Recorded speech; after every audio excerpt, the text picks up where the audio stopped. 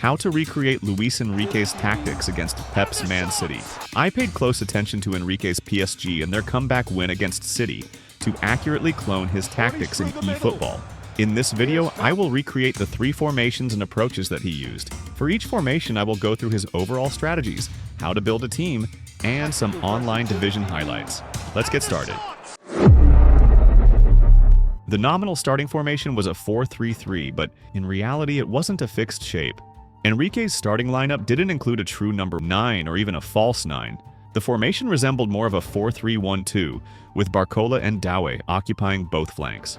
With this setup, they didn't focus on attacking through the center. Instead, their primary approach was to build up play from one flank, pass the ball around, and, if progression wasn't possible, quickly shift the ball to the opposite flank using their 4 midfielders.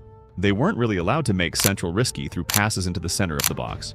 This constant switching aimed to create openings for the winger-fullback duo on either side to push into the attacking third. Once there, the duo would look to make cutbacks or cross to the opposite side for a chance to finish. This strategy worked because PSG's wingers and fullbacks were quick, and the midfield design didn't rely on a traditional DMF. The fluidity of their midfield was both a strength and a weakness. On the positive side, the 3 CMFs could rotate and take turns acting as a pivot, making man-marking difficult for City and allowing PSG to launch attacks more unpredictably. However, the downside was the lack of physicality and interceptions, which left a significant gap between the defensive and midfield lines. To build a team like PSG's first approach, I think out wide should be perfect. I'd suggest using attacking level 1 to press high like they did. The keeper should be an offensive keeper as Donnarumma. The center back should be a build-up destroyer duo. The left back should be a very fast offensive fullback as Nuno Mendes. The right back should be another fast fullback finisher as Hakimi. The 3 CMFs should be orchestrators or B2Bs who have good passing and dribbling to more accurately play like PSG. The AMF should be a left-footed creative playmaker or hole player as Lee Kang-in. The left winger should be a fast, prolific winger just like Barcola. And the right winger should be a fast, roaming flank, as Doué came central quite often. For extra instruction, I'd suggest giving attacking to the left back. This is the on-field 11 with a table of player selection. Scoring from pressing high. Attacking from wide, the CMFs will make runs into the box.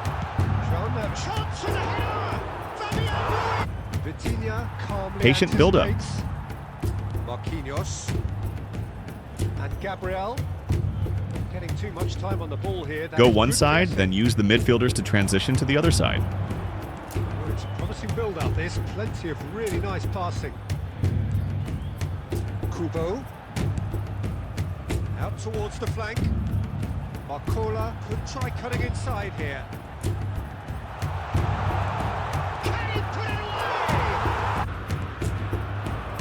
The advantage of having wingers staying out wide. They're playing with more zest, more purpose.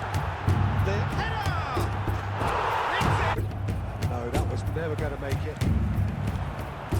PSG avoided middle through passes, but this chance was too good. Passing nice and neat.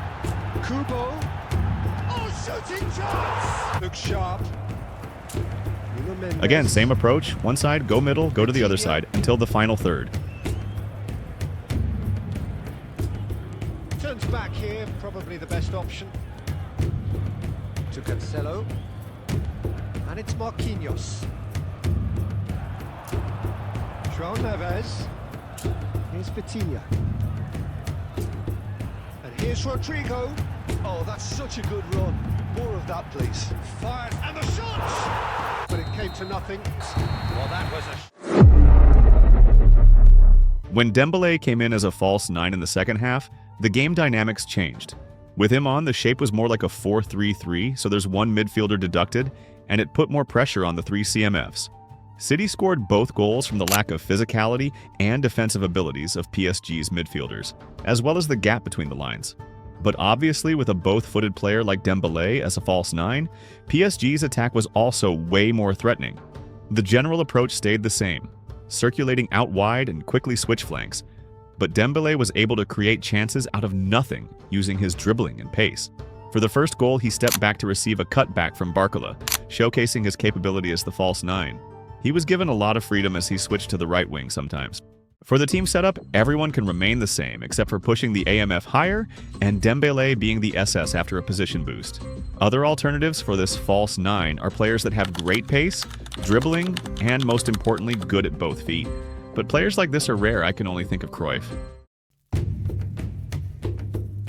Minutes till half time. The 3 CMF midfield isn't defensive enough. Shevchenko. Can he put it away? Goal! Miller! Very different side second half. The advantage of having a both-footed and explosive false 9 like Dembélé. We've just begun the second period here. Paris Saint-Germain can really do with some bigger names standing up here. Enrique is a genius. They knew what they were doing. Oh, shooting chance! Back in the focus to make it count. A very From tasty middle to wide combination. again, and the fullback finisher, Hakimi. That has certainly made things interesting. Oh, look, Peter, I was on he's had a shot! For a moment, you felt that was going somewhere, but... False 9 Dembélé again. Laid back in. Dembélé! Offensive keeper, useful if your defense line is high. Spread. False 9 Dembélé again, he's honestly very good here. Picked out great chance! For opportunity, Peter, for a late steal here. Why didn't they make an offside trap? Rummenigge. Oh, yes! Okay, have to try another game. A game of... Again, midfield defense is vulnerable. This attack is exactly how I want to copy. Attack on the right, no space, go middle, quickly goes left. Attacking left back. Cut back to false 9 Dembélé. To Watkins. And his big chance! What a clearance. To a promising move. Same type of attack. Oh, and he's through the middle. He has found the way through. And he shoots. And he goes again. 22. Terrific header. Gabriel gets... So that's it. It is all... With Gonzalo Ramos in, the formation shifted to a standard 4-3-3 with a traditional number, 9. The attacking approach also changed to some extent. While the primary focus remained on exploiting the flanks, more central passes were incorporated into the play.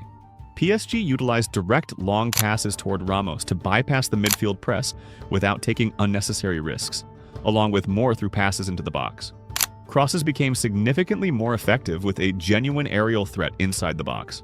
Additionally, Dembélé began to dribble more on the right, leveraging his two-footed ability to either cross or shoot. Overall, the attack became more direct and focused on central targets.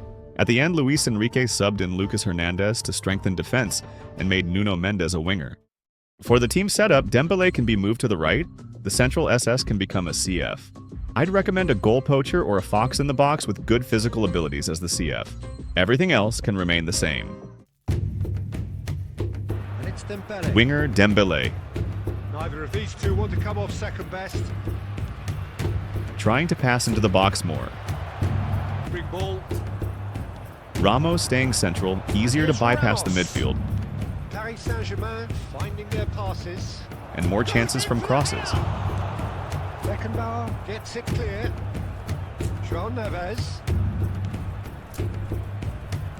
He's looking to set free. Up he goes! Oh, nearly, but near. Fabian Ruiz. Chance to... There's the hit! Was this offside even closer than the real one? But it turned out that that was not the Winger case. Dembélé again. Oh, he's played it in low. Looking ball. Oh, well played, well sorted Barcola out. played just like he did against City. Fabian Ruiz. Yeah, this kind of bold running will always get you. Gonzalo Ramos! Nearly done. Winger Dembélé. Well seen. Saw that coming. That's great positioning. So good from him. Fernandez Crosses into the box. Try cutting. Heads it!